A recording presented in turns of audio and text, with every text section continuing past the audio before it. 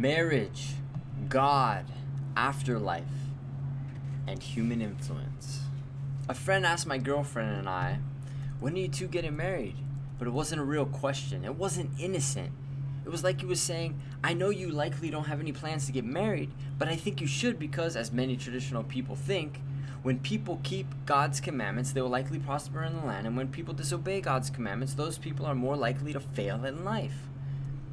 Questioning his question quickly uncovered the false nature of his question, and thus I got a little frustrated. In other words, his supposed question was more about asserting his desire that we should believe in God and the scriptural version of an afterlife rather than having anything to do with marriage. But more than his supposed question, I was more grateful that the seriousness of what was underneath the question was quickly brought into dialogue, and thus I write, because I hope to continue this dialogue, and I hope it gets better and better. To cut right to the point, the challenge with my understanding of this traditional perspective is that, like most traditional people, I don't value their faith as real faith. My friend claims he has faith, but it clearly resembles the product of something that needs to be objective and repeatable for all. But the possibility of an afterlife and the possibility of God are neither objective or repeatable at all. Just because the Bible claims that God exists and that there is an afterlife is not sufficient to provide knowledge of any of these two possibilities. Moreover, meaningful synchronicities as well as positive and negative emotion are also insufficient to produce real knowledge. Along these lines, it is written in the Bible, for what man knoweth the things of man, save the spirit of man which is in him? Even so no man knoweth the things of God, but the Spirit of God. This scripture is typically interpreted to mean that there is a different way of acquiring knowledge above and beyond having objective and repeatable data. In other words, this scripture is implicated in God-fearing people's belief that there is a way of getting or obtaining knowledge by means of something subjective, i.e. non-repeatable and non-objective, like the Spirit. I have empathy for this view because I was once converted to the possibility of God's existence and an afterlife based on it.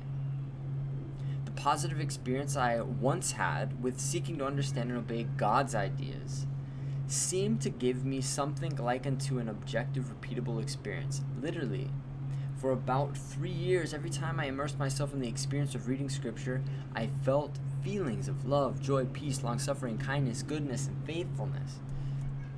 Moreover, while my community in the biblical scriptures, Galatians 5:22, claims that the fruit of the Spirit is love, joy, peace, patience, long-suffering, kindness, goodness, faithfulness, I developed faith in the possibility of God and an afterlife, as well as a willingness to be obedient to the possibility that God had authored the commandments that I should follow. The scriptures seem to say that that's how it was so. But was this experience capable of becoming objective and repeatable? Absolutely not. Though subjectively it was very objective and repeatable from my perspective, but not in the same sense as scientific knowledge that really is like water boiling at 100 Celsius or something like that. It's different. The problem was that I and most who assume that God exists and that there is an afterlife are built on a sandy foundation. But what do I mean by sandy foundation? I'm going to try to explain this. Jesus supposedly taught, as is written in Matthew 24-25, that whosoever heareth Jesus' teaching and doeth them, Jesus will liken him unto a wise man, which built a house upon a rock, and when the rains descended and the floods came, and the wind blew, and built upon that house, and it fell not, for it was founded upon a rock. In the past, I naively believed that this was true. In other words, I believed that for one to develop the ideal quality of unshakable faith, such that when the winds of the evil one beat upon my convictions of God's existence and an afterlife, it was necessary to develop a very thorough understanding of God's commandments and be obedient to those commandments. But over time, as I was introduced to the non-scriptural hermeneutical ideas that reflected on the nature of what it means to understand these man-made ideas, demonstrated the impossibility of an understanding capable of transcending human influence. In other words, simply understanding scripture and being obedient to what is understood in them is incapable of giving access to only God's ideas. Inasmuch as a human is understanding God's possible ideas, the understanding produced will always be part human and part possibility of God. I say possibility of God to emphasize the fact that God's existence and the afterlife have never been proven in any objective and universally repeatable way, like water boiling at 100 Celsius. Sometimes God-fearing people point to the lives of the followers of God as objective and repeatable evidence that proves that God exists, but this narrow view does not provide any knowledge of God or the afterlife as such. Even if it was the case that followers of God were always decent, moral people, this would not prove that God or the afterlife exists. Moreover, no amount of historical evidence can guarantee that God exists or that there is an afterlife. The only thing that would make this true in the scientific sense would be if we actually had that objective empirical evidence. Narratives are not sufficient. Biblical narratives are not sufficient.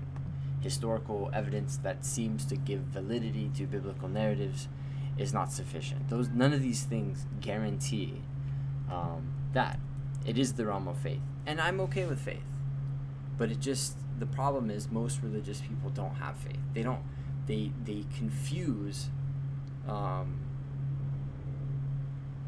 confuse knowledge and faith, and they kind of incorrectly and very dangerously mix the two. On the other hand, what I see in the lives of people who believe in God's existence and the afterlife are extremely incapable of valuing difference. For a God-fearing person, most things are not traditional. Most things that are not traditional are evil. This incapacity reaches its climax in the area of sexuality. And what God-fearing people almost absolutely cannot tolerate is sexual difference. And they marginalize and excommunicate this difference as best they can. But do God-fearing people's beliefs concerning sexuality really come from God? Do any of these ideas humans understand as the result of reading scripture actually come from God? Well, by using a subjective method, God-fearing people claim that it is possible to know for sure that God is the author of what people understand in the scripture reading experience. But is the subjective method as supported by 1 Corinthians 2:11 a valid method for obtaining knowledge? My argument is no. My answer is this: the subjective method that believes they can develop knowledge is the sounding foundation that most God-fearing people are dogmatically loyal to. I also believe that reflection on this method would be the quickest means of creating the healthiest traditional horizon. Re-understanding the possibility of God through such an evolved horizon seems like it would produce a healthy understanding of God. But to think that one could ever achieve this horizon only by studying God's possible ideas, especially from our horizon, is wrong. Scriptures do not seem to reflect on the methodological nature of understanding. They do in certain terms, but those terms are very limited. And I would love to see someone take the scriptures seriously and bring anything to the table that really constitutes a contribution to what it means to understand productively in light of its relationship to history and science, but it doesn't. But I would love to see someone try, and that would be an awesome contribution if someone could do that. Yet traditional understandings of the scriptures do rely on methodological nature of understanding, and the traditional methodological nature of understanding that humans use to understand the possibility of God cannot be established to have been created by God. On the other hand, there are quite a lot of objective, repeatable historical evidence that do suggest that humans created the traditional method of understanding. To put it another way, this basically means that traditional understandings of God rely quite overwhelmingly, yet unaware, because they refuse to study anything but Scripture on human influence. Let me say that one last sentence again. To put it in a simplified way, this basically means that traditional understandings of God rely quite overwhelmingly, yet unaware, because they refuse to study anything but Scripture on human influence. So basically, I'm giving this essay to this religious person that works in the store right beneath me, and we got into this religious conversation, and I got so frustrated because he tried asking me when me and my girlfriend were getting married, and my quick question was, why are you asking me this? Why is this an important question to you? And very quickly the word God ended up coming to his out of his mouth. God said this in the scriptures. And of course my response back was like, God didn't say that. The scriptures say that God said that, and there's a difference between God saying something and a text asserting that God said something. And he was like, no, that blah, blah. And so I matched his intensity, and very quickly it got very he was kind of frustrated that I was arguing with him or something, and he almost got in trouble where he was working at. He probably did get in trouble for having this kind of dialogue with a potential customer or something like that. But anyways, I've become over the last year very uninterested in having these conversations with religious people because I never feel like I get anywhere. But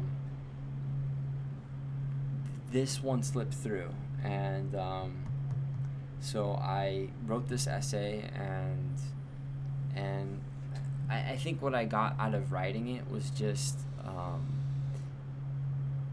being able to say, traditional people kind of value a method of understanding that claims that they're capable of getting knowledge by means of something other than the scientific method, the traditional scientific method that relies on things that cannot be denied, things that are objective or whatever. And that the problem that I see with this is not that this method couldn't have any value and that knowledge couldn't be produced by a method that kind of has this that is relying on the subjective element. I think there is knowledge in this, but you have to be able to understand the difference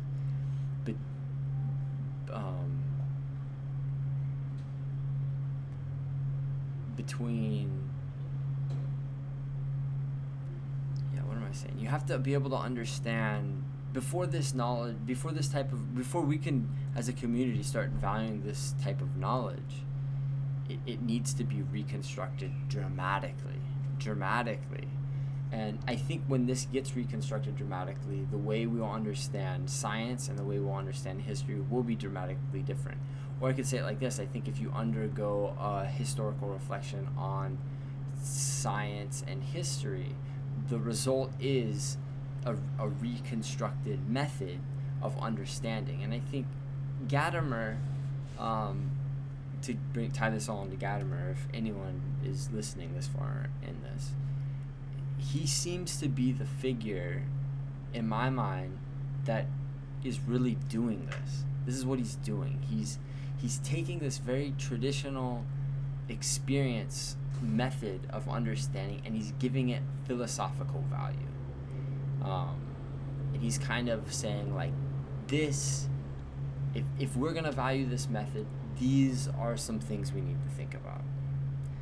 And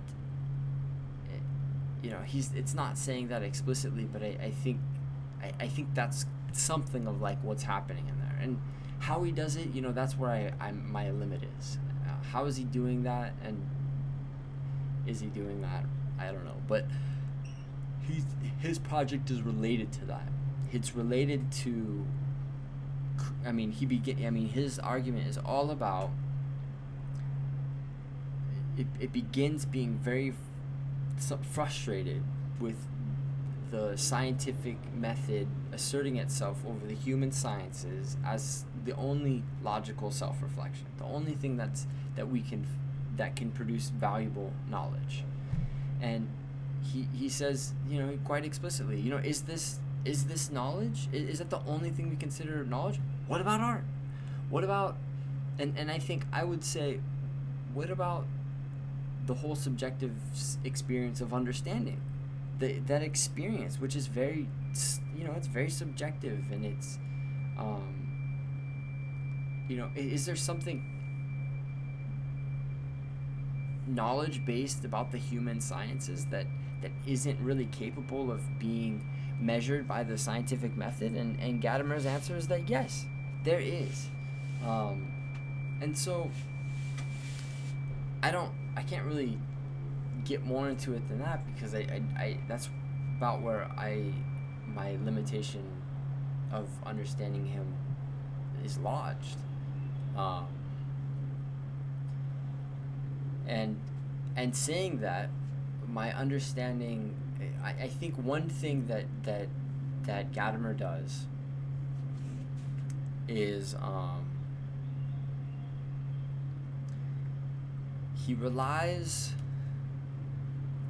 he seems to value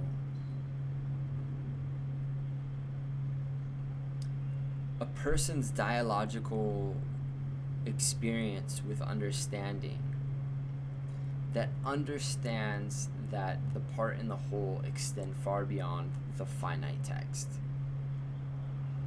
But in doing this, and in valuing a method that really focuses on what's not understand to kind of open up the context of the text beyond the text, I think he's valuing a kind of historical method.